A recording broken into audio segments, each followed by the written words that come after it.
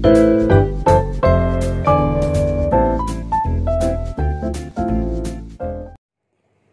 Bapak Ibu Saudara. Shalom. Shalom Bapak Ibu.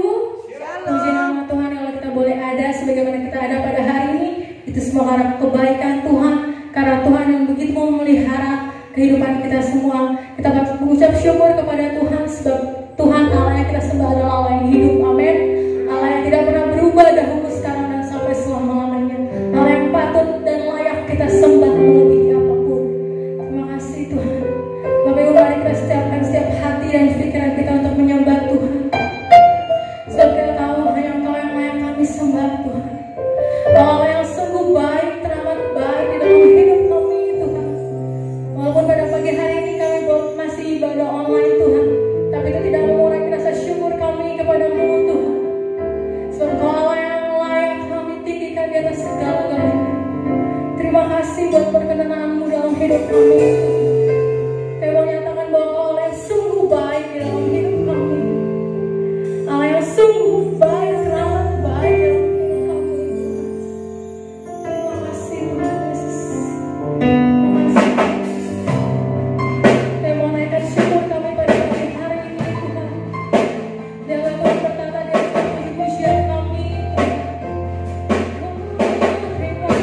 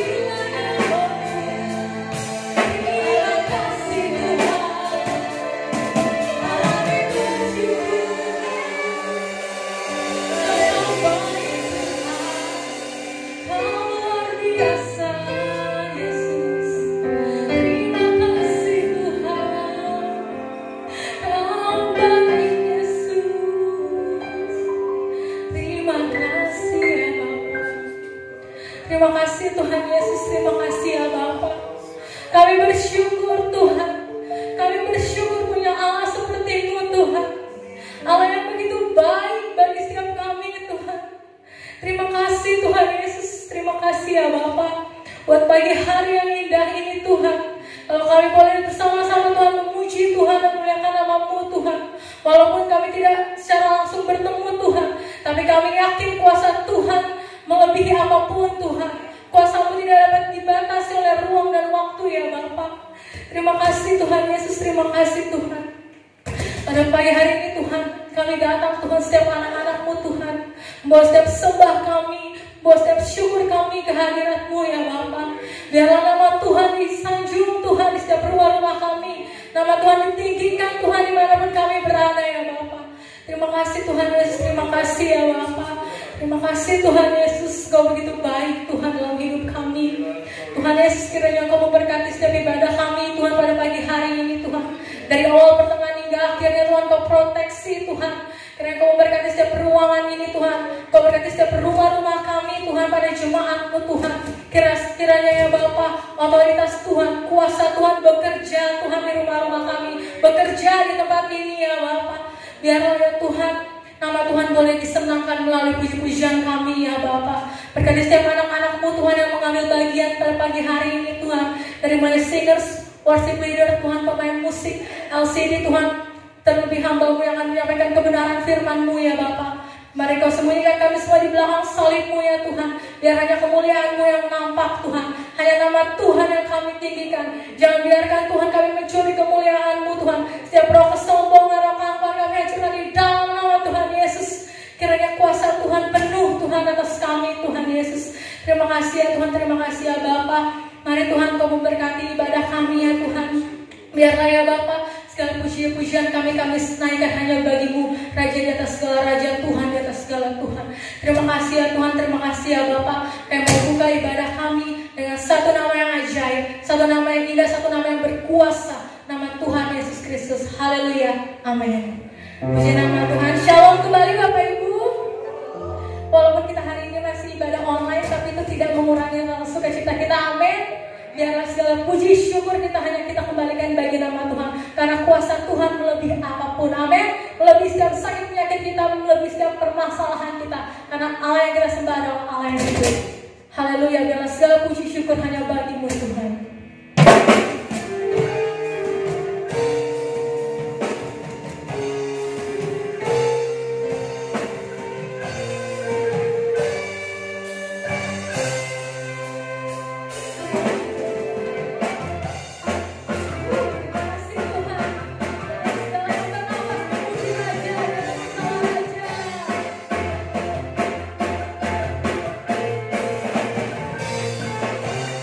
Segala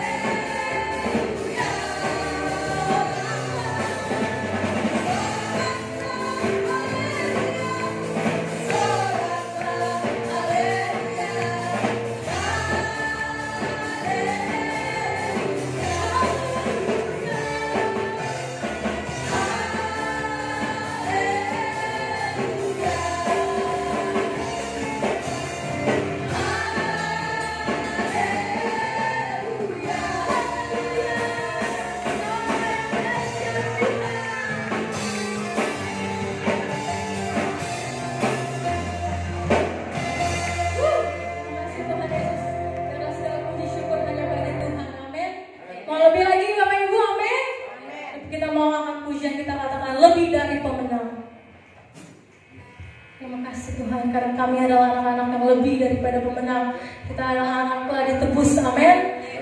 Kalau Allah di pihak kita, siapa lawan kita Bapak Ibu? Tidak ada, amin. Kita adalah anak-anak Tuhan yang lebih daripada pemenang.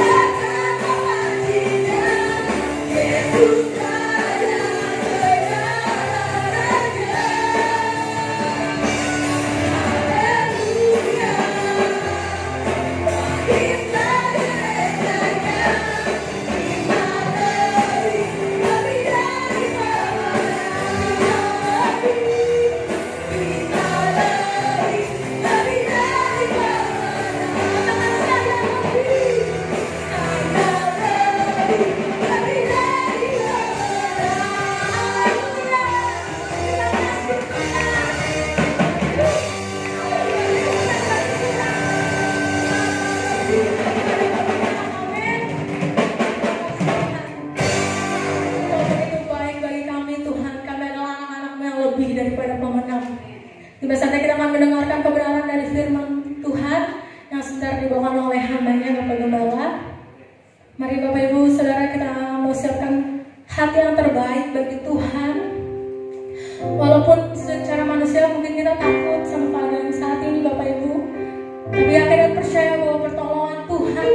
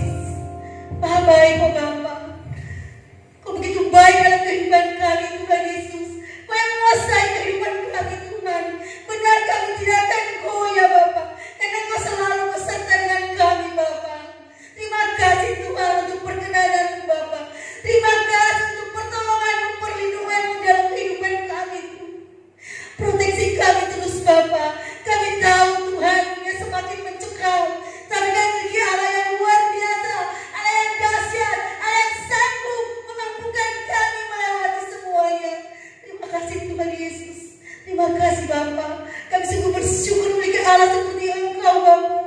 Kami sudah boleh Tuhan menikmati Tuhan baik-Mu, menikmati hadirat-Mu Bapa. Apakah sudah boleh menyembah memuji Engkau Bapa. Teruslah mengalir Roh Kudus di tengah-tengah kami Tuhan Yesus. Sebentar juga kami akan mendengarkan kebenaran firman-Mu yang luar biasa Bapa. Firman yang selalu memberikan kami ketenangan, firman selalu memberikan kami kekuatan. Jangan keluar Tuhan Yesus. Kami percaya Tuhan, karena kami memiliki firman yang luar biasa, sehingga kami boleh mampu melewati semua dalam kehidupan kami Tuhan. Terima kasih Tuhan. Biarlah firman-Mu sebentar Tuhan tidak berlalu begitu saja dalam kehidupan kami Bapa. Supaya dia boleh tertanam, bertumbuh, bahkan berbuah guna hormat kemuliaan nama-Mu Bapa. Berkati Bapak Gembala yang sebentar akan menyampaikan firman-Mu Tuhan.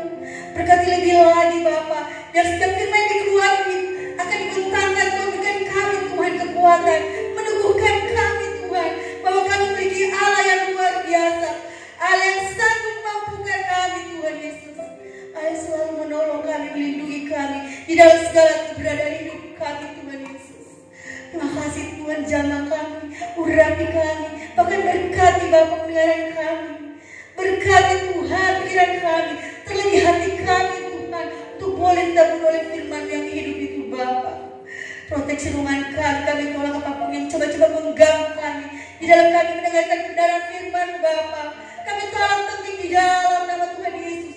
Biar otoritas Tuhan aja menguasai tempat kami Bapa. Kita juga kami akan menikmati perjamuan asa yang Tuhan. Melalui perjumpaan ini boleh menyatakan kami begitu baik Kau dalam depan kami Tuhan. Kau rela mati kayu salib Tuhan, untuk menebus segala kesalahan kami, dosa-dosa kami Bapa. Dengan apa kami boleh membalas semua kebaikan pengorbanan-Mu Bapa. Selain kami boleh memberikan hidup kami lebih lagi di hadapan-Mu Bapa. Terima kasih Tuhan Yesus, terima kasih Bapa. Kami boleh siap menyambut firman-Mu dan akan menikmati perjamuan yang kudus. Dan kami alaskan doa kami di dalam nama Tuhan Yesus, Allah kami yang luar biasa. Haleluya. Amin. Kepala hambanya dipersilahkan.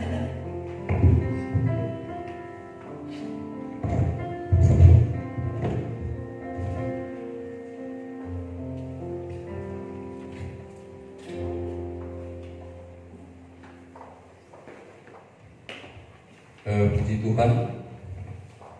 Shalom. Salam sejahtera dalam kasih Tuhan Yesus Kristus. Selamat kita beribadah. Hari Minggu ketiga kita beribadah dengan tidak bersama-sama di Ka'bah Tuhan, tapi kemudian umat-umat Tuhan selain pelayan-pelayan yang menyelenggarakan ibadah pada saat ini, semua ada di rumah. Dan puji Tuhan bahwa menjalani minggu-minggu ini terbukti bahwa Tuhan menyertai, menolong dan memberkati kita dan membuat kita berkemenangan. Katakan amin. Dan puji Tuhan, kembali pada kesempatan ini saya akan menyampaikan renungan kepada kita. Dan renungan firman Tuhan pada pagi menjelang siang ini adalah tentang anak sejati. Jadi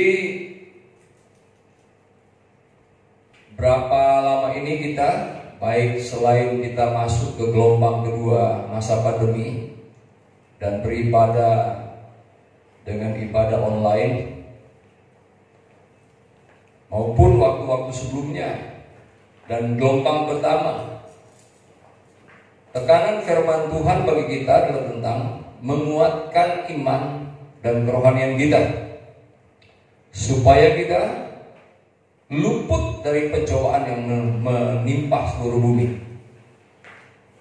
Tapi kemudian masih dengan gelombang kedua ini, tapi saya menyampaikan firman Tuhan yang berbeda saat ini, bukan dalam nuansa suasana atau situasi pandemi, tetapi seolah-olah bahwa situasinya tidak seperti yang terjadi sekarang, dengan tema firman Tuhan yang seperti ini. Oke, puji Tuhan bahwa memang harusnya ada saat-saatnya kita coba melupakan tentang situasi dan kondisi yang ada sekarang. Dan memang saya tahu saat-saat yang seperti itu kita lebih bisa sekedar coba melupakan. Kita hanya bisa kalau bersama dengan Tuhan. Terlebih pada saat pemberitaan firman Tuhan itu disampaikan, atau pada saat kita beribadah kepada Tuhan. Pada saat kita memuji-muji Tuhan, lupa semua yang ada di luar sana. Yang ada adalah kita memandang Tuhan. Yang ada adalah kita merasakan hadirat Tuhan. Yang ada adalah kita merasakan kekuatan yang dari Tuhan. Yang ada adalah kita merasakan kekuatan pada kita dibaharui oleh Tuhan. Sehingga kita bisa kemudian kembali menjalani hari-hari kita selanjutnya. Oke, puji Tuhan, bahwa seperti yang saya katakan tadi, bahwa dengan tema firman Tuhan seperti ini dan alur renungannya, kita akan dibawa pada suatu kondisi tentang secerca cahaya di kala kabut menaungi bumi. Secerca cahaya di kala kabut menaungi bumi. Dan itu kan yang terjadi sekarang. Dan secerca cahaya adalah pengharapan yang daripada Tuhan. Dengan tema yang dapat saya beritakan kepada kita semua pada kesempatan ibadah ini, saudara kasih. Oke, puji Tuhan, kita lanjut. Sekali lagi bahwa firman Tuhan bagi kita pada saat ini adalah tentang anak sejati. Kita temukan pembacaan firman Tuhan di dalam kitab Roma pasal 8 ayat 14 sampai ayat 17. Kitab Roma pasal 8 ayat 14 sampai ayat 17. Saya bacakan bagi saudara dan juga bisa turut membaca masing-masing pada Alkitabnya atau juga bisa di layar. Kita kemudian saya bacakan dan saudara memperhatikan. Ayat firman Tuhan berbunyi sebagai berikut. Roma 8 ayat 14 sampai 17. Saya mulai dengan 14. Semua orang yang dipimpin Roh Allah adalah anak Allah. Sebab kamu tidak menerima roh perbudakan yang membuat kamu menjadi takut lagi. Sesungguhnya perhatikan aspek-aspek ini, karena aspek-aspek yang ada di pembacaan ini, kalaupun saya tidak mesti kaji, seperti sebab kamu tidak menerima roh perbudakan yang membuat kamu menjadi takut lagi. Perhatikan itu, yang seperti itu. Jadi tidak mesti takut lagi kita, tetapi kamu telah menerima roh. Kamu telah menerima roh. Kalau benar setiap orang telah menerima roh dari Allah yang menjadikan kamu anak Allah. Menjadi anak Allah. Oke.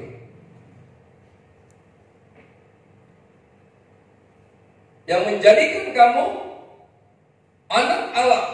Roh itu, oleh roh itu kita berseru, ya Aba, ya Bapa. Roh itu bersaksi bersama-sama dengan roh kita bahwa kita adalah anak-anak Allah. 17. Dan jika kita adalah anak, maka kita juga adalah ahli waris. Maksudnya orang-orang yang berhak menerima janji-janji Allah, yang akan menerimanya bersama-sama dengan Kristus, yaitu jika kita menderita bersama-sama dengan Dia, supaya kita juga dipermuliakan bersama-sama dengan Dia. Itu ada penderitaan kasih karunia ya, saudara. Dan itu ada penjelasan yang tersendiri. Tapi oke, puji Tuhan, dengan membaca ayat ini melalui konteks firman Tuhan pada saat ini, sebatas saya mengangkat dari ayat ini tentang bahwa kita adalah anak-anak Allah. Bahwa kita adalah anak-anak Allah. Nah, kemudian penting bagi setiap anak-anak Allah untuk lengkap pengertian pemahaman, dengan lengkap pengertian dan pemahaman dari pembelajaran, dari kemudian pemaparan pengetahuan tentang itu, saudara kasih, itu penting bagi kita supaya kita tahu. Dan kalau itulah tentang sejati, saudara kasih, kita tahu apa yang dimaksud tentang anak sejati itu, dan bahwa ini adalah firman Tuhan yang diberitakan dengan firman Tuhan. Ini anak sejati adalah tentang anak sejatinya Allah. Ini adalah tentang anak sejatinya Allah. Ini topik yang hebat. Dan kalau kemudian memang seorang benar menjadi anak sejatinya Allah, betapa luar biasanya kasih karunia Allah yang dinyatakan kepada pribadi yang seperti ini. Dan oke, kita maju. Poin pertama, ada 4 poin. Poin pertama tentang anak sejatinya Allah. Kamu sih tahu, saudara, ada 4 kelompok di sini. Tapi saya mau nyatakan kepada saudara bahwa 4 kelompok, gambar 4 kelompok ini semuanya ternyata dikatakan anak sejatinya Allah. Jangan heran kalau kemudian kita lihat kriterianya. Yang kalaupun berbeda-beda, 4 kriteria yang berbeda. Tapi saudara bisa melihat semua adalah sama menjadi anak sejatinya Allah. Poin pertama tentang anak sejati Allah adalah yang tidak pernah melakukan yang tidak dikehendaki bapaknya. Memang dalam penjelasan ini mesti dijelaskan objektif ya, sesuai dengan firman Tuhan, bahwa ini tentang anak Allah. Karena kalau kemudian ke kehidupan manusia kan tidak selamanya seorang anak untuk meneladani bapaknya. Tidak selamanya. Karena kalau bapaknya suruh anak mencuri kan, mesti anak itu mengikuti kehendak bapaknya kan? Tidak mesti. Karena ada seorang yang bernama Joni, anak kecil, diajak bapaknya, enak ayo kita ke ladang. Dan kemudian setelah sampai di batas suatu perkebunan singkong, kemudian si bapaknya ini berkata seperti ini kepada si Joni. Joni, memang kebetulan cerita itu namanya Joni. Jadi bukan dimaksud bahwa kalau ada yang namanya Joni ya itu bukan. Joni, kamu di sini saja ya, kamu di sini saja. Bapak akan masuk ke ladang itu. Kalau ada orang yang datang, kamu katakan, atau kamu berseru, Papa, ada orang. Si Joni lugu, belum tahu apa yang sedang terjadi, belum tahu dia. Kemudian akhirnya dia memang mengerti juga. Kemudian pada saat si Joni melihat ada orang, bapaknya sudah mulai mencabuti singkong di ladang itu, si Joni berteriak, Bapak, ada orang. Loh, dia perhatikan bapaknya lari. Bapaknya lari. Oh, mengertilah si Joni. Oh, ini ternyata. Nah, tapi sesungguhnya karena lanjutannya sama, Pak si Joni ini tetap menyampaikan, Bapak ada orang. Bapaknya marah. Kamu bilang ada orang. Karena sesungguhnya Joni telah sempat tahu apa maksud bapaknya mau mencuri. Waktu kemudian bapaknya marah-marah, baru si Joni bilang, apa ditanya, mana orang? Udah kedua kali, ketiga kali, ternyata setiap bapak kesini nggak ada orang. Mana orangnya? Si Joni nunjuk ke atas. Mana orangnya? Dilihat pohonnya nggak ada orang. Ternyata yang dimaksud, Pak, aku kan di sekolah minggu diajarin jangan mencuri. Nah itu dia. Jadi kalau di luar sana tidak selamanya bapak anaknya mengikuti teladan bapaknya. Tapi kalau seorang bapak yang kemudian hidupnya baik seperti Mazmur pasalnya ke pasal 1. Saudara ya, bapaknya memang hidupnya tidak duduk, tidak berdiri berjalan menurut nasihat orang fasik, dan dia menasihati anaknya. Dia hidupnya adalah seorang bapak yang kemudian merenungkan firman Tuhan siang dan malam, hidup dengan kehendak Allah, kemudian menasihati anaknya. Nah, yang seperti ini yang memang patut diteladani, diikuti apa yang dikatakan bapak, ayah di bumi ini. Tetapi kan kemudian kembali ke yang saya katakan tadi, ini kan konteksnya adalah tentang Bapa Surgawi dan anak-anaknya. Nah, anak-anaknya ini, anak sejati antaranya adalah yang tidak pernah melakukan yang tidak dikehendaki bapaknya. Kita baca, saudara. Kita membaca Kejadian pasal 37 ayat 2 sampai 4. Lanjut dengan Kejadian pasal yang sama ayat 39. Kejadian pasal 39 ayat 9. Pertama Kejadian pasal 37 ayat 2 sampai 4. Kemudian Kejadian pasal 39 ayat 9. Ayat 2 dari Kejadian pasal 37 ayat ini berbunyi sebagai berikut. Inilah riwayat keturunan Yakub. Yusuf tatkala berumur 17 tahun, jadi masih muda, biasa menggembalakan kambing domba bersama-sama dengan saudara-saudaranya, anak-anak Bilha dan Silpa, sengal Lea juga ya, kedua istri ayahnya. Dan Yusuf menyampaikan kepada ayahnya kabar tentang kejahatan saudara-saudaranya. Lanjut. Israel lebih mengasihi Yusuf. Kenapa Israel sampai lebih mengasihi Yusuf? Israel lebih mengasihi Yusuf dari semua anaknya yang lain. Sebab Yusuf itulah anaknya yang lahir pada masa tuanya. Dan ia menyuruh membuat jubah yang maha indah bagi dia. Lanjut. Setelah dilihat oleh saudara-saudaranya bahwa ayahnya lebih mengasihi Yusuf dari semua saudaranya, maka bencilah mereka itu kepadanya dan tidak mau menyapanya dengan ramah. Dengan pembacaan ini kita melihat satu pribadi yang hebat di sana di antara yang lain. Itu Yusuf. Saudara-saudaranya, kakak-kakaknya, sebenarnya dia bungsu pada waktu itu. Bungsu, ada lagi bukan bungsu ya, ada adiknya Benyamin, tapi dia Benyamin cuma di rumah saja, tidak kemudian ikut ke ladang untuk mengembalakan domba. Yusuflah yang paling kecil di antara saudara-saudaranya 10 dari Ruben ya.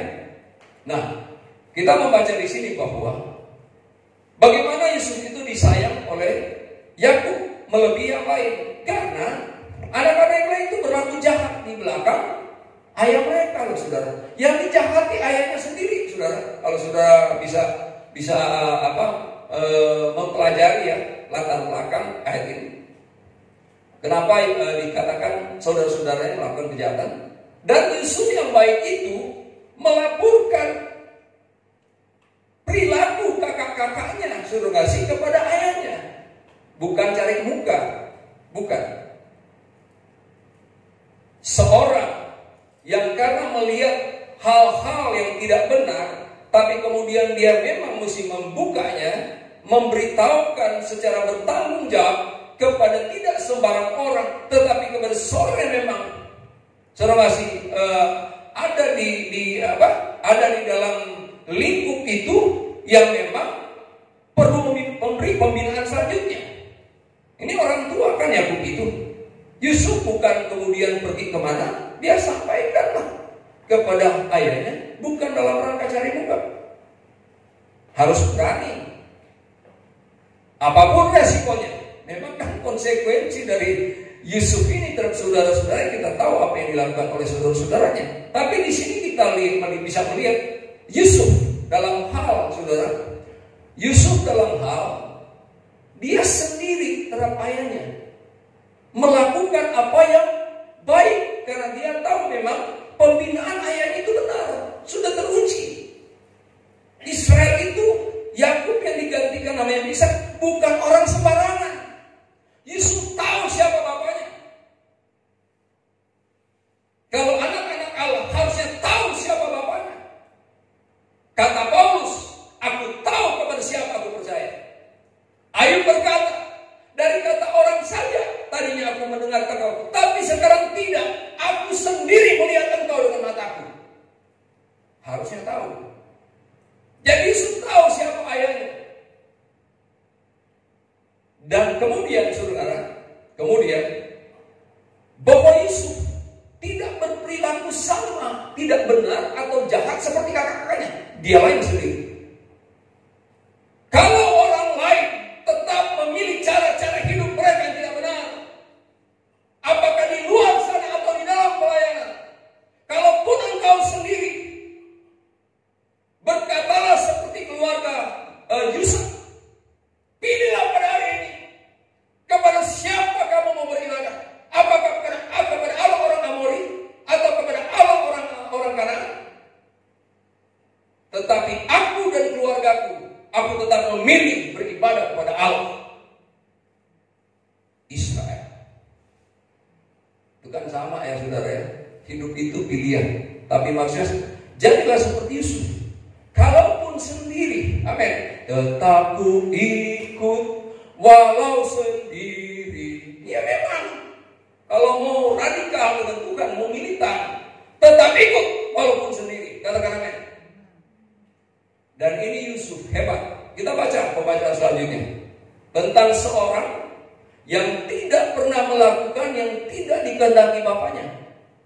Saudara, yang dia lakukan adalah yang dikehendaki bapaknya. Makanya dia disayang oleh bapaknya. Baca selanjutnya pasal 39 dan 9. Ini sikap-sikap Yakub yang terlihat. 39 dan 9. Bahkan di rumah ini, di rumah Potifar, waktu terjadi pencobaan untuk Yusuf, bahkan di rumah ini, ia tidak lebih besar kuasanya daripadaku. Kepercayaan Potifar kepada dia hampir menjadikan Yusuf setara dengan tuannya. Semua dipercayakan kepada Yusuf, dan tiada yang tidak diserahkannya kepadaku selain daripada engkau, sebab engkau istrinya. Jadi memang kalau diberikan keleluasaan jangan bablas. Harus tahu ukuran dari mana.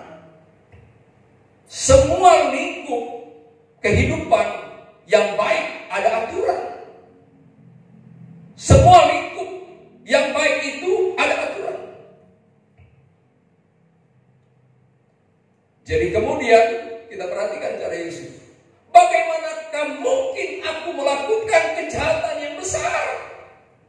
Bagaimanakah mungkin aku melakukan kejahatan yang besar ini dan berbuat dosa terhadap Allah?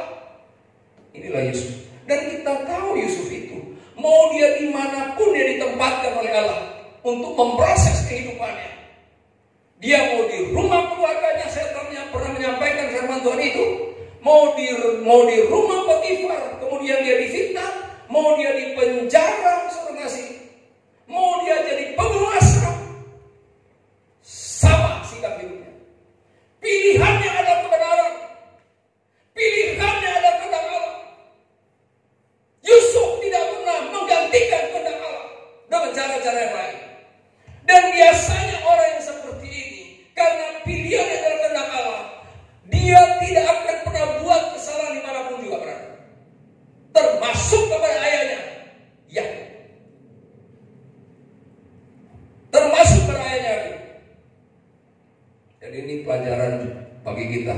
Poin pertama, pelajarannya cukup luas.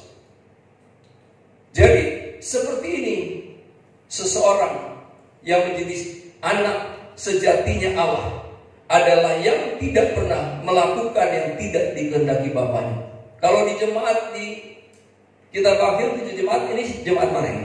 Saudara tahu jemaat mana? Hah? Jemaat mana ini? Philadelphia. Ini adalah jemaat Philadelphia. Efesus keren. Tapi dia telah meninggalkan kasih yang mula-mula. Dia harus dianjurkan bertobat. Jemaat mula-mula. Keren. Itu yang pertama. Poin yang pertama. Yang kedua. Anak sejatinya Allah adalah yang mau bertobat. Anak sejatinya Allah adalah yang mau bertobat. Jadi kalau kita bicara seperti ini, kondisi yang ada di luar sana, saudara kasih, memang kita bisa melupakannya sekarang. Amin. Yang ada adalah kita sedang mendengarkan suara Tuhan. Kebenaran ini bukan suara yang keluar dari mulutku ini, bukan. Tapi kebenaran yang disampaikan ini, itulah suara Tuhan. Saya bukan mendapatkannya asal mendapatkannya. Nah ada apa-apanya saya ini. Kemudian muncul hikmat yang seperti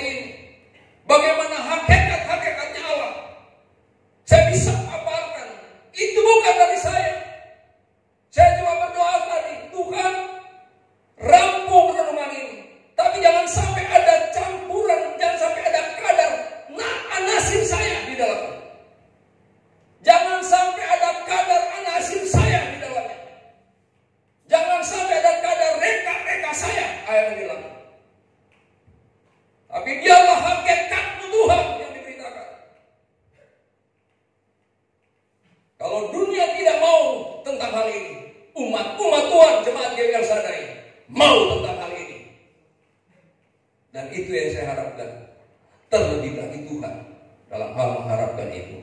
Poin kedua, saudara kasih, jadi anak sejatinya Allah adalah yang mau bertobat. Kita bacakan Lukas pasal 15 ayat 11 sampai ayat 24. Agak panjang lagi, apa-apa, saya bacakan ini saudara. Anak sejatinya Allah adalah yang mau bertobat. Yuk. Lukas pasal 15 ayat 11 sampai ayat 24. Lukas pasal 15 ayat 11 sampai 24, ayat 11 yang mulai. Yesus berkata lagi. Jadi Yesus memberikan sebuah perumpamaan. Yesus berkata lagi, ada seorang mempunyai 2 anak laki-laki. Kata yang bungsu kepada ayahnya, "Bapa, berikanlah kepadaku bagian harta milik kita yang menjadi hakku." Lalu ayahnya membagi-bagikan harta kekayaan itu di antara mereka. Lanjut. Beberapa hari kemudian anak bungsu itu menjual seluruh bagiannya itu, lalu pergi ke negeri yang jauh. Di sana ia memboroskan harta miliknya. Di sana ia memboroskan harta miliknya itu dengan hidup berfoya-foya. Setelah dihabiskannya semuanya, timbullah bencana kelaparan di dalam negeri itu, dan ia pun mulai melarat. Ini sampai di sini saya jelaskan dulu. Ini kan perumpamaan, gambaran rohaninya. Dalam hubungan seorang dengan Bapa tadinya hebat, tapi kemudian dia sebenarnya kan udah dikaruniai banyak, tapi kemudian dia pergi ke dunia luar sana. Dia pakai cara dunia, dia gadaikan, dia jual semuanya itu, dan hidup dengan tidak ada ketentuan di luar sana. Habislah semua karunia Allah yang pernah Allah anugerahkan baginya. Maka compang-campinglah dia, maka melaratlah dia, maka kelaparanlah dia. Nah, ini pada titik ini kehidupan seorang kalau bertobat. Kalau nggak bertobat, itu jauh dari hadirat Tuhan. Itu adalah kehidupan jauh dari hadirat Tuhan. Itu adalah jiwa yang merana. Itu adalah jiwa yang sengsara. Itu adalah jiwa bagaikan tanah besar, retak-retak oleh kemarau dunia ini. Mau coba-coba untuk memperlihatkan bahwa masih aman, tenang saja, bohong. Bohong. Ini secara rohani. Tapi kemudian kita lanjut ya. Kita lihat bagaimana perumpamaan tentang anak bungsu ini yang kita sudah banyak mendengarnya. Lalu ia pergi dan bekerja pada seorang majikan. Hidup apa boleh buat di negeri itu. Orang itu menyuruhnya ke ladang untuk menjaga babinya. Hina. Karena notabene-nya di lingkungan Israel masih berlaku hukum Taurat, kalau hubungan dengan babi itu najis. Lalu ia ingin mengisi perutnya dengan ampas yang menjadi makanan babi itu, tetapi tidak seorang pun yang memberikannya kepadanya. Dunia itu penipu, jangan percaya dunia. Tadinya dia bisa iming-imingi, tapi nantinya engkau mengharapkannya pun dunia tidak akan memberikan itu. Lanjut. Lalu ia menyadari keadaannya. Nah ini dia nih. Lalu ia menyadari keadaannya. Katanya, betapa banyaknya orang upahan bapakku. Bapaknya adalah seorang yang sukses, eksis dalam segala hal, yang berlimpah-limpah makanannya, tetapi aku di sini mati kelaparan. Lanjut. Aku akan bangkit. Nah ini dia ini. Jadi metanoia. Tadinya membelakangi Allah, pergi 180 derajat belakang Allah dan pergi semakin jauh. Tapi syukur karena dia bertobat. Dia menyadari keadaannya. Aku akan bangkit dan pergi kepada Bapakku dan berkata kepadanya, Bapa, aku telah berdosa terhadap surga dan terhadap Bapa. Nah ini muncul di sini karena perumpamaan. Aku telah berdosa terhadap surga dan terhadap Bapa. Lanjut. Aku tidak layak lagi disebutkan kesalahan itu, kalau seorang sampai bertobat, Bapak Ibu sekalian, memang kalau mau benarnya seseorang, dia harusnya memang merasa tidak layak. Banyak orang kan sebenarnya udah nggak layak, mau tampil aja, petantang petenteng, pede aja, padahal sudah tidak layak. Itu bahkan hukuman, ada hukuman. Tapi kalau seorang seperti ini, orang kenapa bisa mau bertobat, menyadari keadaannya kan? Saudara kasih, itu dia sejatinya yang arahnya ke sana.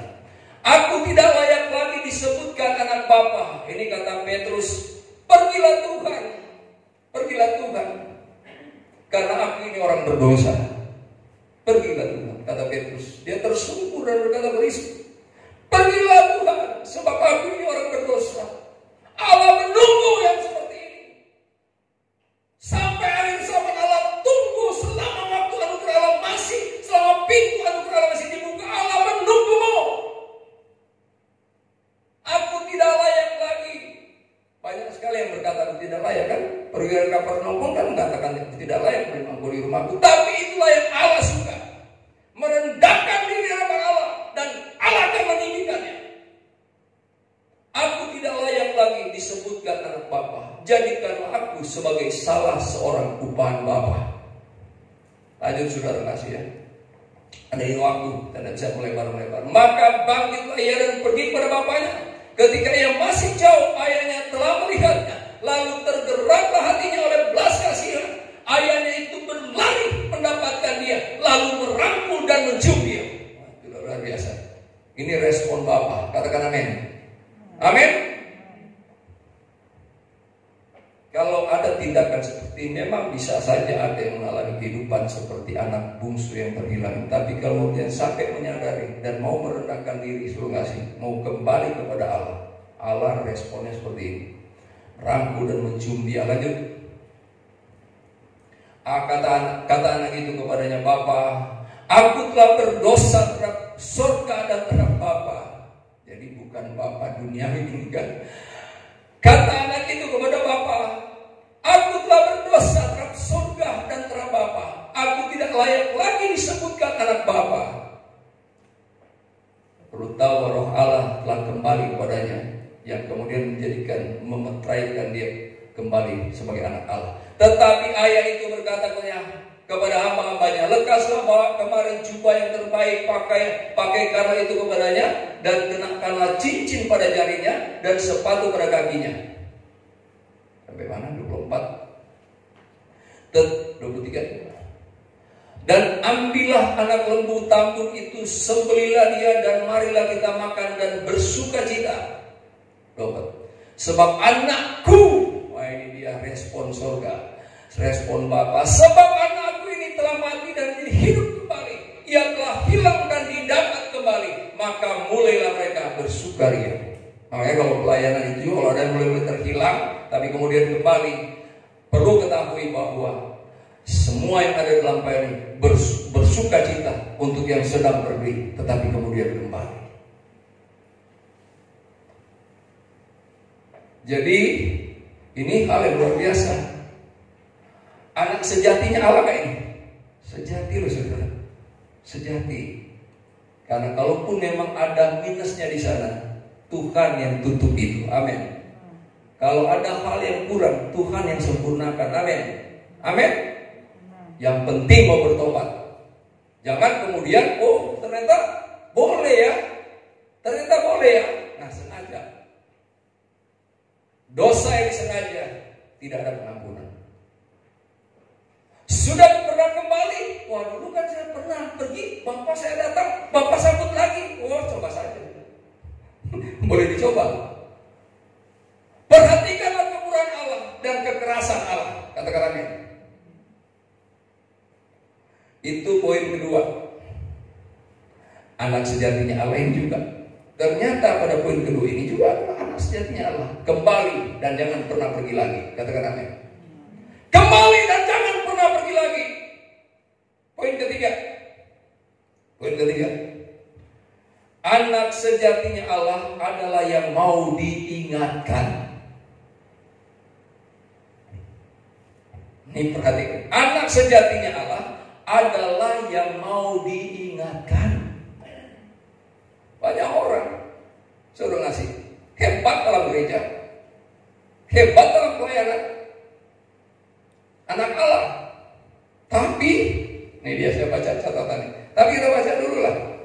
Kita baca dulu nih yang ketiga ini. Lukas pasal 15 ayat 25 sampai ke 33. Lukas pasal 15 ayat 25 sampai 23. Ya. Tetapi anaknya yang sulung, tadi yang bungsu. Tetapi anaknya yang sulung berada di ladang. Dan ketika ia pulang dan dekat ke rumah, ia mendengar bunyi seruling dan nyanyian tari-tarian. Lanjut.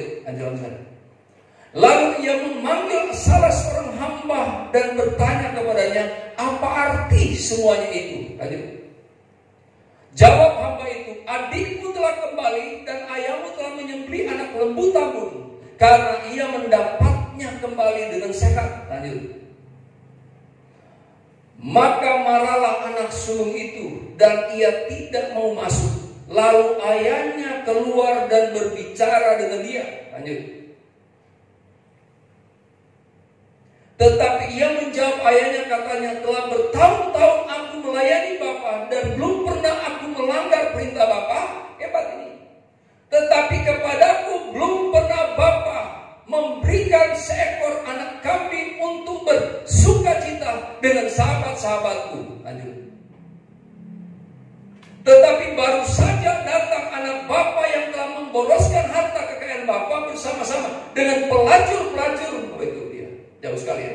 Maka Bapa menyembelih anak lembu tambun itu untuk dia. Lanjut saja. Kata ayahnya kepadanya, anakku, engkau selalu bersama-sama dengan aku, dan segala kepunyaanku adalah kepunyaanmu. Kita patut bersukacita dan bergembira karena adikmu telah mati dan menjadi hidup kembali. Ia telah hilang dan didapat kembali. Nah, ini tentang anak sulung. Tadi musuhkan, sekarang anak sulung. Banyak orang yang seperti ini. Di gereja bisa ada seperti ini, cuma nggak di sini sih. Nggak di sini. Ya memang juga banyak umat Tuhan nggak ada di sini ya. Maksudnya di tempat lain ada, sini nggak ada. Nah kemudian, jadi ini anak sulung saudara. Nah seperti apa anak sulung ini? Jadi kemudian anak sejatinya Allah adalah yang mau diingatkan.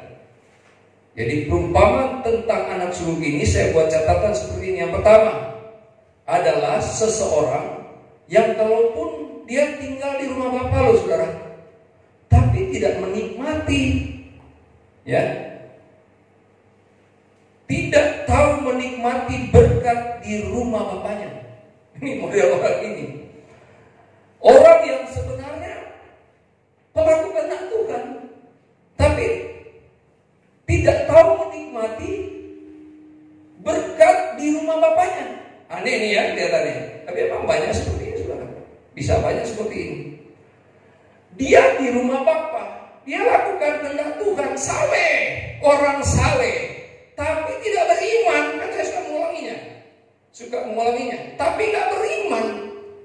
Pada saat sebenarnya bisa dia mengalami kuasa Allah, tapi dia tidak memberdayakan sayap yang saya makan minggu kemarin. Nah ini yang aneh, kan gitu saudara. Nah bawaan yang seperti ini lanjutannya ada. Jadi orang yang tidak tahu menikmati kekayaan yang ada di rumah Bapa, semua berkat di rumah Bapa, kuasa mujizat enggak. Orang lain bersaksi mujizat, dia nggak pernah. Karena apa? Orang lain berdayakan imannya, dia tidak. Lanjut saudara, itu contohnya. Apalagi catatan selanjutnya. Jadi kemudian kita lihat sifatnya egois. Ternyata sifatnya egois. Yang punya sifat egois ini juga lanjut ke iri hati. Harusnya kalau dia tahu saudara, harusnya kalau dia tahu orang udah kaya kok dengan bapak ya, Masa cuma buatin sembelih 1 ekor lembu tambun karena adiknya yang sebenarnya tadinya udah mati sekarang dianggap hidup kembali? Masa nggak boleh? Nah ini contoh-contoh kekristenan yang masih ada di tempat duduk gereja. Iri hati. Apalagi kalau udah begini, biasanya bawaannya marah. Marah kan ya? Marah. Dia dongkol di pojok sana. Dan kemudian dia menggerutu di sana.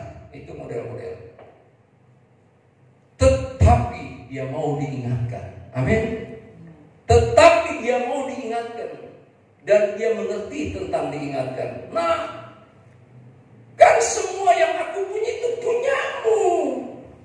Kenapa kau tidak manfaatkan? Kenapa kau tidak nikmati? Itu kan punyamu, punyaku ya punyamu. Kenapa kau diam saja dan cuma jadi penonton saja? Orang lain nikmati berkat, orang lain nikmati masalah, engkau tidak. Kan adikmu, syukur-syukur dia pulang masih masih sehat. Cuma compang-camping aja pakaiannya kan, tapi dia masih sehat. Dan dia pulang. Harusnya kan belas kasih dong. Harusnya belas kasih. Kalau dia tidak pulang kayak apa adikmu ini? Orang udah kaya masih aja mikirin 1 ekor lembu dipersoalkan. Dalam Tuhan, kita kaya dalam Tuhan, bersama Tuhan, katakan amin. Amin. Ngapain mesti iri dengan orang lain? Dan dalam Tuhan kalau kita setia, benar setia pada Tuhan, kita akan diperkaya dengan karunia-karunia yang berada. Kita diperlengkapi, kita diteguhkan, kita dikuatkan. Masih ingat ayat itu yang pernah saya sampaikan waktu lalu? Itu poin ketiga tentang anak sejatinya Allah, yang adalah apa? Anak sejatinya Allah adalah yang mau diingatkan. Oh iya ya. Kenapa aku kayak yang saya pernah sampaikan? Kenapa kayak ayam mati di atas lumbung? Bego banget ya saudara ya.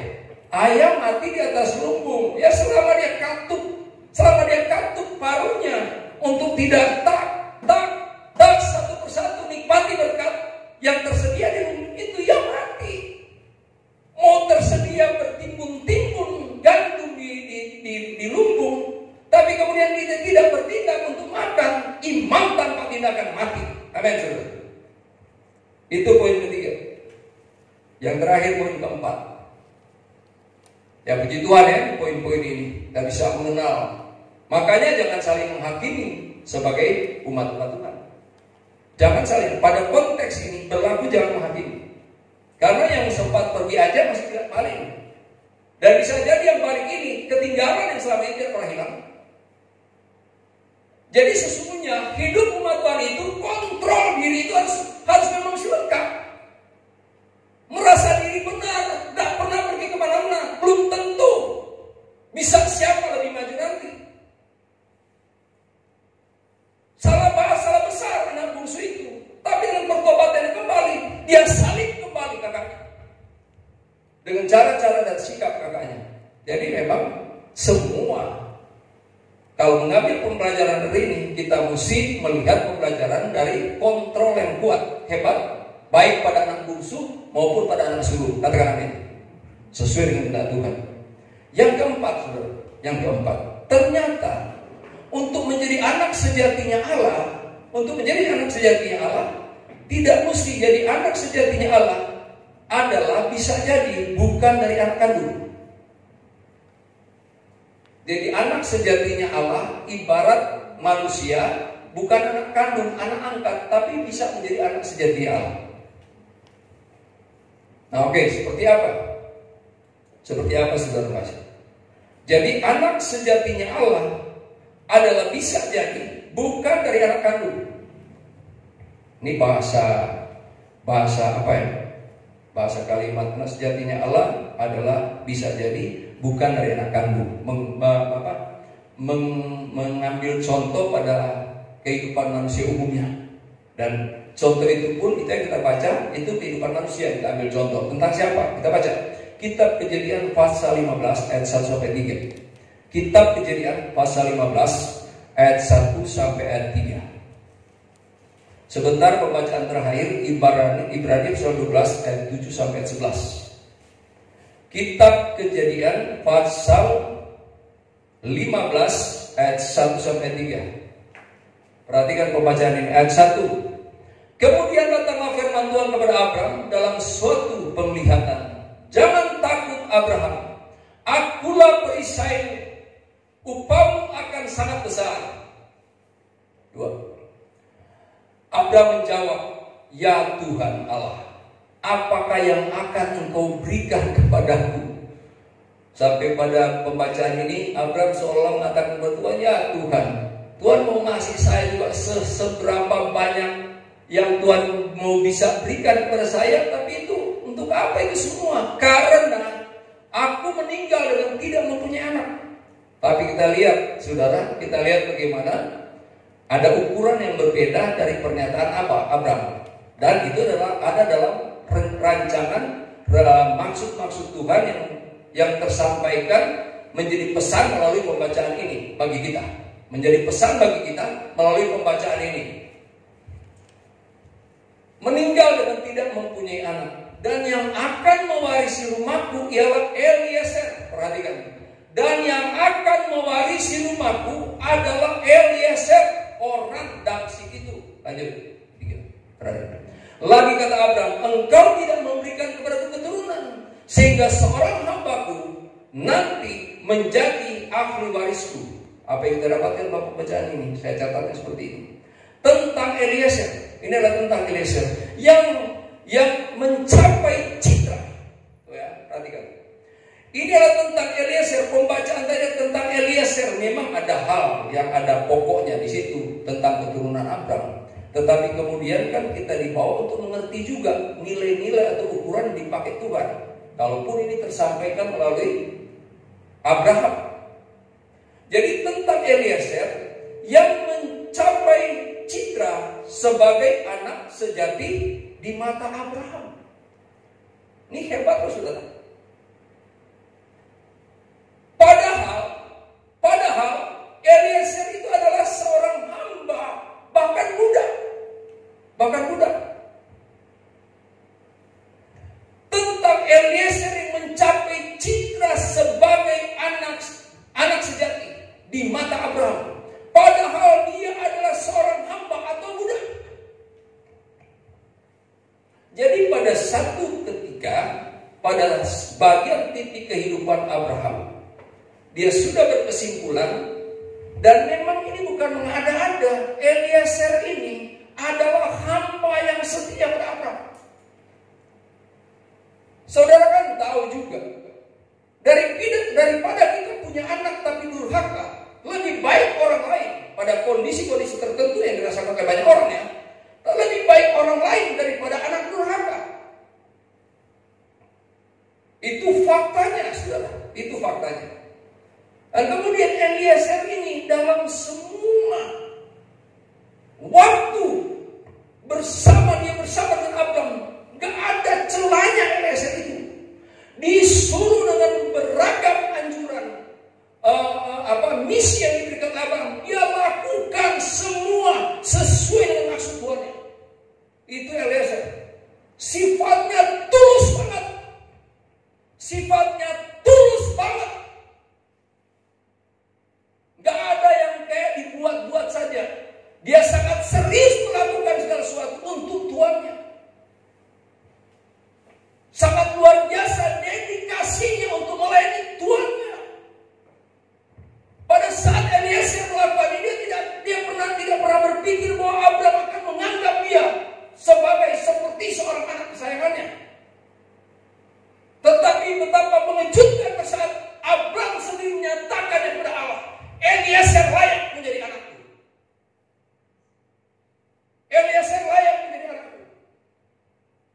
Ada seorang Filemon yang dimenangkan Paulus di penjara. Bagaimana kemudian Filemon yang sebenarnya tadinya lari dari tuannya, Tapi sekarang dia telah percaya Yesus dan kemudian dimurnikan hidupnya dan menjadi manusia yang hebat dan baik. Kemudian Paulus rekomendasikan ke tuannya bahwa ini yang budakmu yang lari itu, tapi dia sudah berbeda. Kalau engkau masih mau ambil silakan, tapi kalau kau tidak mau ambil, aku akan ambil dia. Dan Paulus selalu menganggap anak-anak binaan itu memang anaknya sendiri. Hai anak-anakku. Kalau saudara membaca kitab Yohanes, saudara akan mendengar begitu banyak kali Yohanes menyebut anak-anaknya di jemaat. Itu hebat. Jadi luar biasa. Saudara ngasih luar biasa. Oke, memang Eliezer tidak menjadi anak Abraham secara penguatan dalam penguatan seperti umumnya kita mesti dibuatin, mesti ke pengadilan semua, kemudian diurus legalnya bahwa ini anak angkat, itu diadopsi. Memang tidak. Tapi Abraham di hadapan Allah mengatakan bahwa ini Eliezer layak menjadi anakku. Ditulis. Tapi kemudian kalau saudara kembali baca yang kitab Roma pasal 8 tadi, ayat yang terakhir memunculkan kembali Fosa. Roma pasal 8 yang kita baca yang terakhir ayat 17. Sebab kamu tidak menerima roh perbudakan yang membuat kamu menjadi takut lagi. Jadi sebenarnya tadi kita budak, katakan amin. Kita budak. Ini konteksnya kena kita budak sebetulnya. Sebab kamu tidak menerima roh perbudakan yang membuat kamu ditakut lagi, tetapi kamu telah menerima roh yang menjadikan kita memang tadinya budak, tapi dia telah jadikan kita anak-anaknya. Katakan amin. Kita telah diadopsi, saudara, dan itu legal berdasarkan lisensi kerajaan Allah. Legal. Tidak ada yang akan gugat kita. Tidak ada. Warisan kita siapa yang berani gugat? Kita menjadi ahli waris pada ayat 17. Tentang semua janji Allah itu milik kita. Padahal kita tadinya budak dan kita dijadikan anak-anak Allah. Sama berarti ya dengan kemudian ukuran yang terjadi dengan Eliezer. Jadi seperti inilah anak sejatinya Allah juga, suruh ngasih. Bisa jadi memang latar belakang kita memang cuma budak. Kita datang, biarlah aku menjadi seorang upahan Bapa saja. Katakan amin. Tapi ternyata Allah perlakukan kita berbeda. Eliezer tidak pernah punya harapan tentang itu. Tapi betapa kalau Eliezer sampai mendengarkannya, wow, saudara kasih. Kalau sampai Eliezer tahu apa yang dinyatakan Abraham kepada Allah, Eliezer pasti sangat bangga dan merasa terharu pasti. Karena apa? Dia tahu hati Abraham terhadapnya. Dia tahu hati Abraham terhadapnya. Dia tahu ada kasih untuknya yang luar biasa untuk Abraham. Dia tahu ada cinta yang Abraham untuk dia. Dan memang Abraham melakukan Eliezer itu spesial. Dan kemudian pada akhirnya Bapak Ibu Saudara sekalian, anak sejatinya Allah bukanlah anak-anak gampang. Ya.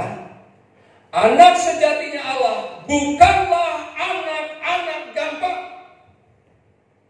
Bacakan firman Tuhan ini pada kitab Ibrani, kalaupun konteks pembacaan pada kitab Ibrani pasal 12 itu adalah tentang bagaimana Allah mengganjar. Tapi kita tidak ambil dari konteksnya, tapi kita ambil ya dari expository kita dapatkan itu. Jadi ayat per ayat kita dapat, pada bagian itu kita dapat. Tapi kita membacanya ayat 7 sampai 11. Kitab Ibrani pasal 12. Ini menutup firman Tuhan bagi kita pada saat ini. Jika kamu harus menanggung ganjaran, Allah memperlakukan kamu seperti ini. Jadi kalaupun memang ada kesalahan-kesalahan, Tuhan cuma di kita. Itu konteksnya yang saya bilang. Tapi lanjut saudara. Oh ya, saya baca dulu ya, sebagai anak seperti anak. Di manakah terdapat anak yang tidak dihajar oleh ayahnya? Memang kalau ada bandel-bandelnya Tuhan hajar. Makanya kalau ada hal-hal yang gak benar di sana, cepat bertobat sebelum Tuhan hajar. Ya. Kalau ada hal-hal yang tidak benar dalam kehidupan seseorang, dan kalau itu adalah kehidupan di antara saudara bersaudara kita dalam pelayanan Gereja Bethel Indonesia, Jemaat LSD Bekasi, cepat bertobat sebelum cemeti Tuhan diayunkan. Kita lanjut aja.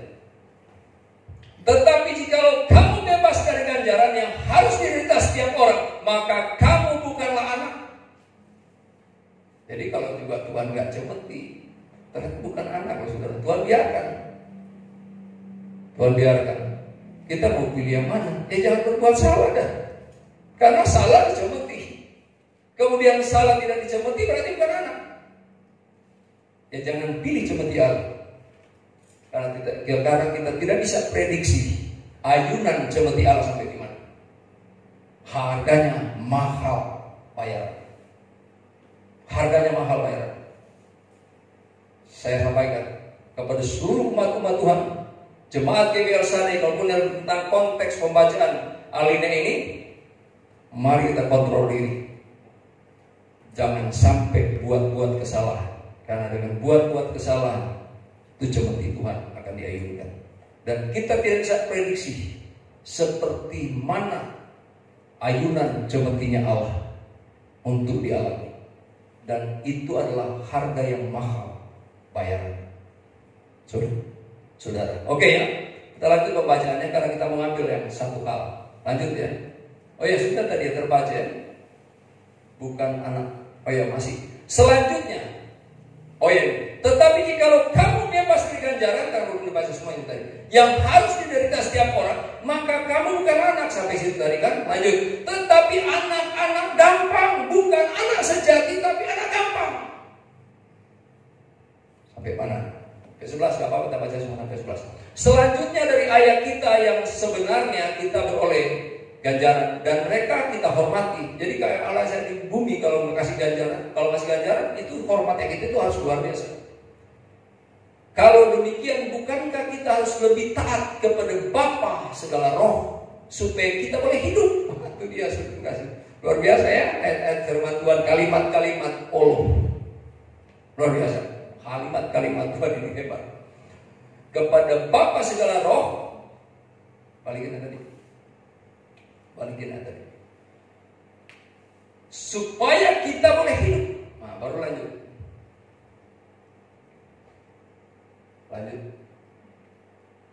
Sebab mereka mendidik kita dalam waktu yang pendek.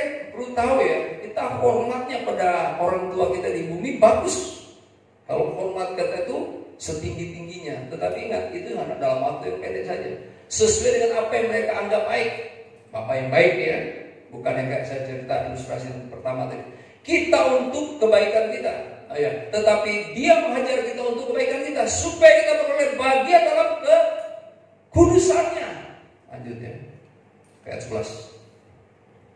Memang tiap-tiap ganjaran pada waktu yang diberikan tidak mendatangkan sukacita, tetapi duka cita. Tetapi kemudian ia menghasilkan buah kebenaran yang memberikan damai kepada mereka yang dilatih olehnya. Ini sesuai konteks. Tapi kita kembali ke 9. Di sana kita temukan tentang tetapi anak-anak gampang. Nah, ini yang saya ambil. Tetapi anak-anak gampang. Anak sejatinya Allah bukan anak-anak gampang. Katakan amin. Bukan anak gampangan. Mau dia seperti Yusuf anaknya yang manis di hadapan Allah, tetap saja ada proses Tuhan untuk Yusuf. Mesti melewati berbagai proses kehidupan di tengah rumah tangganya sendiri, di rumah Potifar, di penjara, surgasi. Semua itu bagian proses untuk menjadikan Yusuf bukan anak gampang. Katakan amin. Kemudian anak bungsu itu ada proses Tuhan untuk menjadikan anak bungsu itu bukan anak gampang. Pada saat seorang tinggal di rumah Bapa, tapi kemudian berpikir bisa menghambur-hamburkan segala apa yang dia bisa miliki kepada Bapa, Allah akan izinkan dia untuk mengalami sesuatu. Ingat, pada saat seorang berada di rumah Bapa, tetapi kemudian dia tetap berpikir dan menggampangi dan meremehkan anugerah Allah, Allah akan izinkan sesuatu terjadi atas hidupnya. Sampai Allah bisa izinkan itu jauh dari rumah Bapa, jauh dari hadirat Allah. Dan hanya orang yang tidak normal yang kemudian merasakan tetap baik saja, jauh dari hadirat Allah. Itu suruh kasih. yang tidak beriman, Tuhan ingatkan. Tuhan ingatkan. Dan kemudian ya, Eliezer. Proses hidup Eliezer kan luar biasa. Kita mesti tahu. Tapi kemudian dia spesial. Tapi kan pasti dia diperangkan banyak godaan sebenarnya. Cuma kan tidak diceritakan semua. Pasti Eliezer itu diperangkan sama banyak godaan pada saat dia berada di rumah tangganya Abraham. Tapi tidak. Kita melihat bagaimana kehebatannya seorang Eliezer.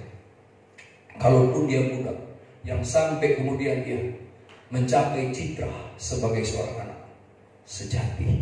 Jadi Bapak Ibu saudara sekalian, hal-hal yang seperti yang hebat inilah yang tentang anak sejatinya Allah. Puji Tuhan ya, Tuhan berkati kita semua. Firman Allah dapat saya sampaikan kepada kita.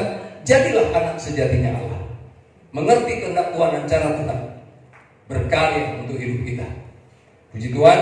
Dan saya mengundang musik dan singers untuk datang ke depan. Kemudian kita akan menyanyikan satu pujian, dan kita juga akan menyambut perjamuan yang kudus. Kita berseperjamuan kudus untuk kami pelayan di gereja, sahabat Tuhan, dan untuk umat-umat Tuhan yang ada di rumah masing-masing.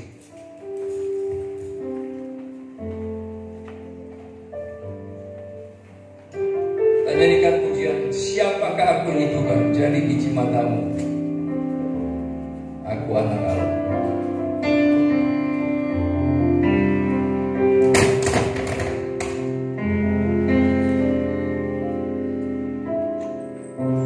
Kasih setia berkuasa.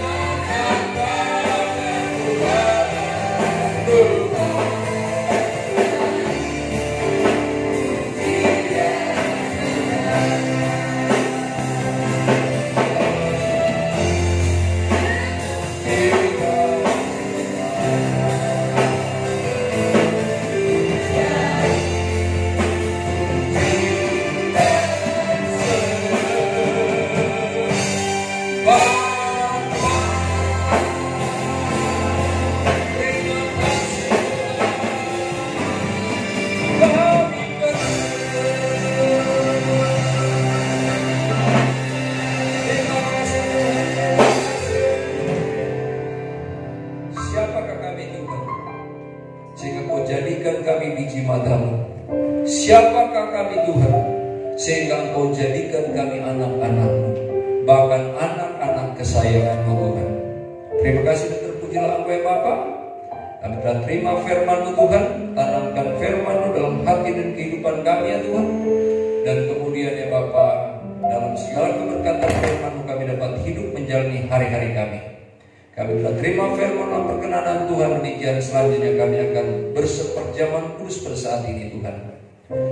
Bapa, layakkan kembali untuk kami berseperjamuan. Kau mengampuni kami, menyucikan kami, menguduskan kami dari hal-hal yang tidak Engkau kehendaki. Engkau ampuni dan sucikan, dan salut kami dan pujian kepada Tuhan sebagai bukti tanda perkenanan Tuhan atas kehidupan kami. Karena dengan kami makan dan minum dalam perkenanan Tuhan kami diberkati. Kami tidak mau Tuhan Yesus hal yang lain, bahwa kami makan dan minum perjamuan untuk dihukum, tetapi untuk diberkati dalam perkenanan Tuhan. Terima kasih, kami telah terima firman-Mu dan kami sambut perjamuan yang kudus dan ucapan syukur dalam nama Tuhan Yesus Kristus. Haleluya Tuhan. Saya akan membacakan pembacaan firman Tuhan dari kitab 1 Korintus 11 ayat 23 sampai 26. 1 Korintus pasal 11. Teman-teman di rumah juga dengan posisi berdiri ya. 1 Korintus 11 ayat 23 sampai ayat 26. Saya bacakan bagi kita. Angkat roti setinggi-tingginya dan didoakan. Dan pembacaan ini sebagai berikut.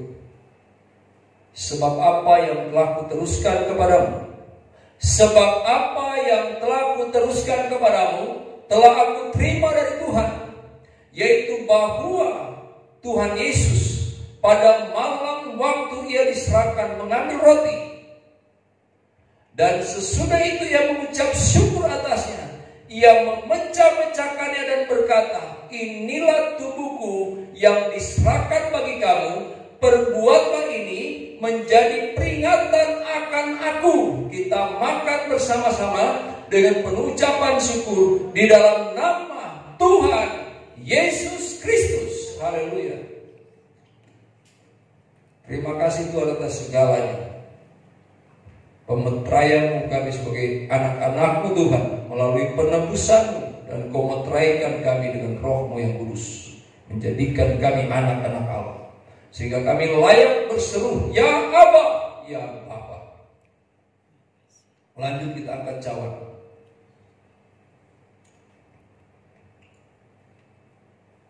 Demikian juga ia mengambil cawan sesudah makan, lalu berkata, cawan inilah perjanjian baru yang dimeteraikan oleh darahku. Perbuatlah ini setiap kali kamu meminumnya, menjadi peringatan akan aku. Sebab setiap kali kamu makan roti ini dan minum cawan ini, kamu memberitakan kematian Tuhan sampai ia datang. Kita minum bersama-sama dengan ucapan syukur di dalam nama Tuhan Yesus Kristus. Haleluya. Allah dipermuliakan di atas segalanya. Amen.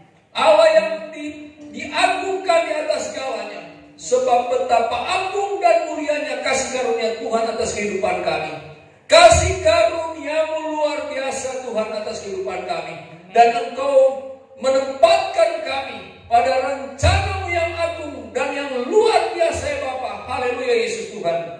Setelah Engkau menjadikan kami anak-anak-Mu, kami Tuhan Yesus kemudian tersedia peruntukan Allah bagi kami sesuai dengan janji-janji Tuhan untuk hidup bersama dengan Tuhan di surga kekal selama-lamanya Tuhan.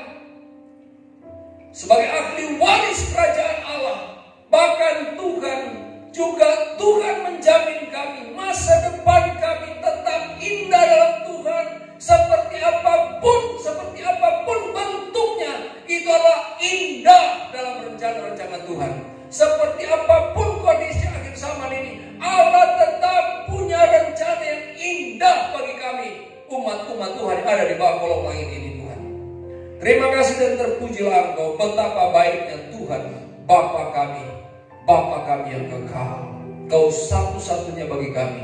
Engkau yang buat hidup kami menjadi berarti. Dan Engkau yang membuat Tuhan Yesus ya Bapa hidup kami jadi berwarna ya Bapa.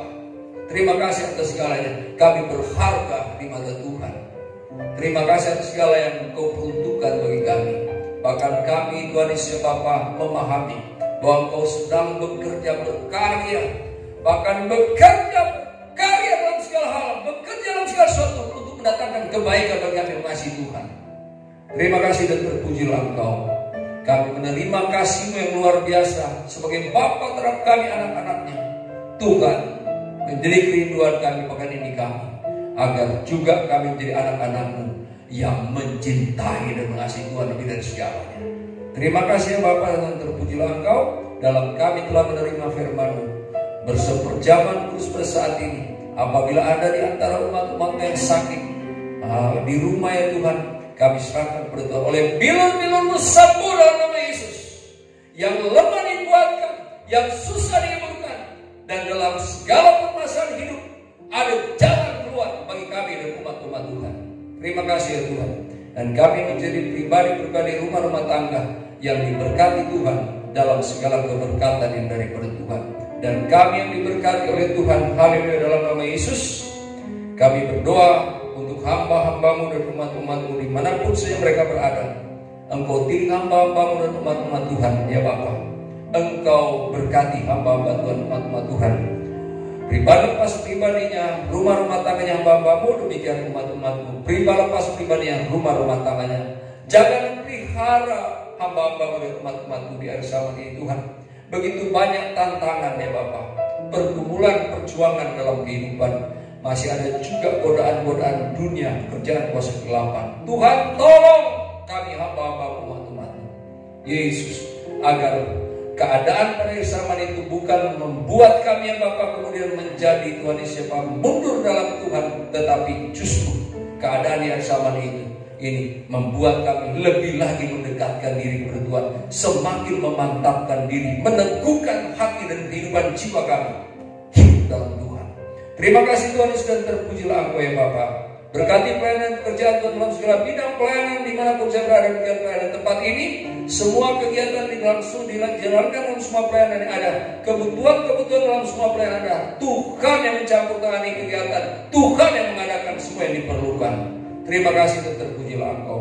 Dan Tuhan juga ya Bapa yang kemudian memberkati bangsa dan negara kami.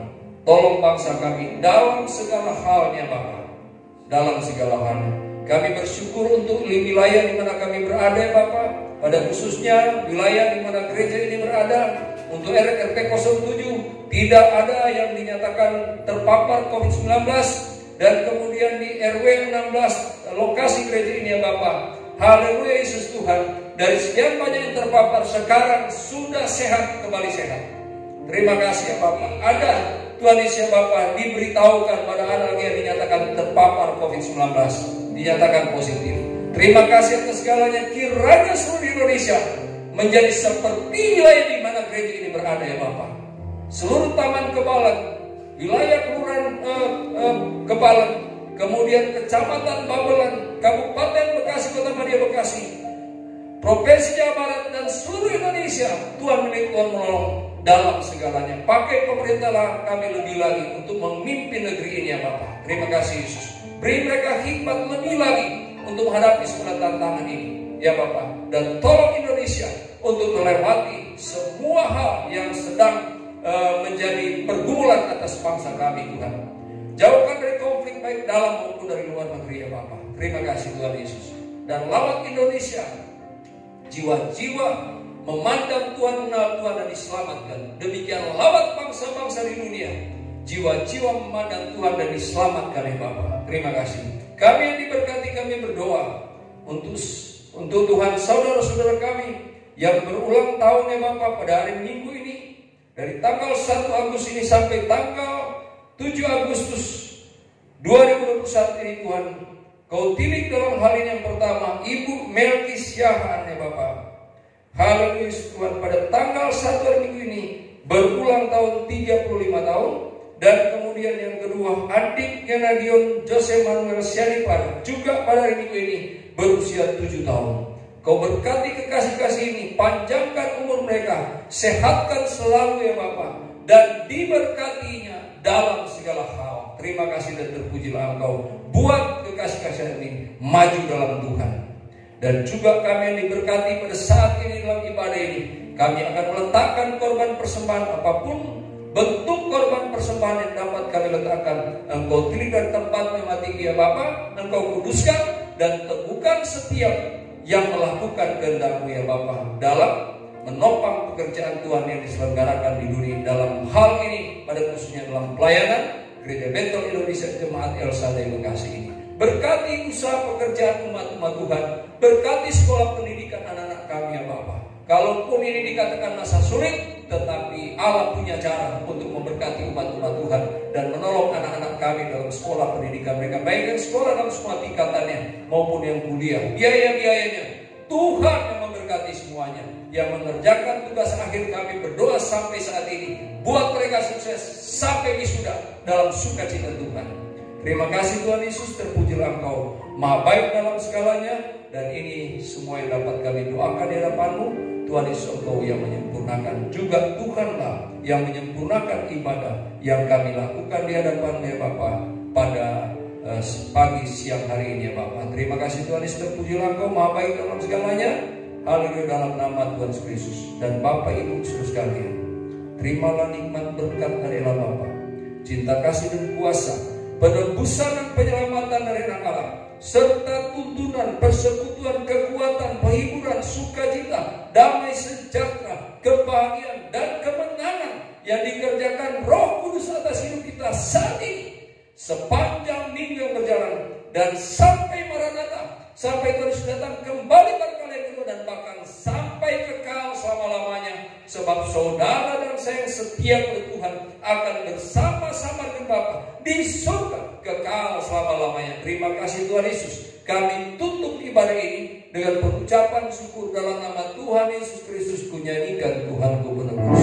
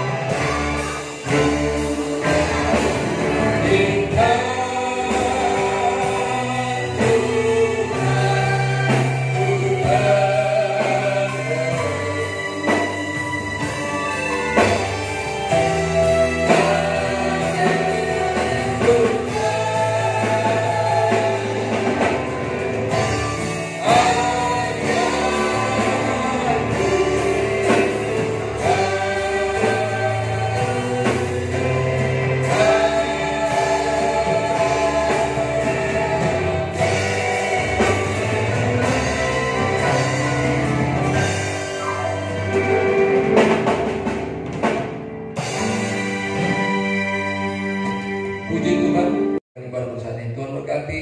Amin. Maju dalam Tuhan.